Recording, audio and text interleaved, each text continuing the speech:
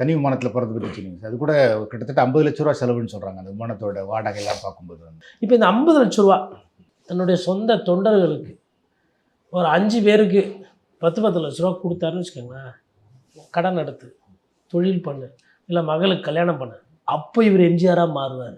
எம்ஜிஆர்னு சொன்னால் எம்ஜிஆர் கிடையாது, எம்ஜிஆர் பாடல் பாடினா எம்ஜிஆர் கிடையாது. எம்ஜிஆர் என்ன பேர், தாங்கிட்ட இருந்த செல்வத்தை எல்லாருக்கும் கொடுத்தாரு, தேவை இருக்கா எடுத்துன்னு போங்க.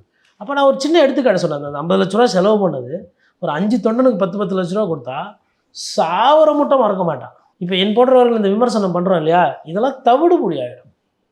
அந்த மக்களுக்கு முன்னாடி இருக்கிற அந்த ஆசை பாச சக்திக்கு முன்னாடி என் போன்ற ஒரு பத்திரிகையாளர்கள் விமர்சனம் சொல்வது மண்ணோட மண்ணாக மக்கி போயிடும். அதற்கு உண்டான அரசியல் அவர் செய்கிறாருன்னா இல்லை, இதற்கு முன்னாடி செய்தார்னா இல்லை. இவராச்சு வந்து நிகழ்ச்சி நடத்தி டாப்பர்ஸ் எல்லாம் கூப்பிட்டு சாப்பாடு போட்டு வீடியோஸ்லாம் ரிலீஸ் பண்ணுறாரு. நடிகர் சூர்யா என்னைக்குன்னா அந்த மாதிரி வீடியோஸ் போட்டிருக்காரா?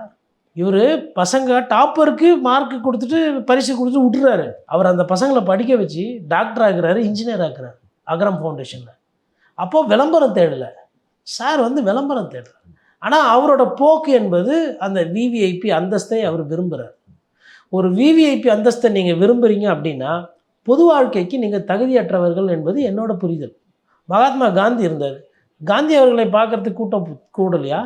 அவர் என்ன இந்த மாதிரி தனி விமானத்தில் பயணம் பண்ணிகிட்டு இருந்தார், ரயில் பெட்டியில் போனார், ஒரு சாதாரணமாக இருந்தார். ஐயா காமராஜர் முதலமைச்சராக இருந்தபோது கூட அந்த ஆடம்பரம் இல்லையே.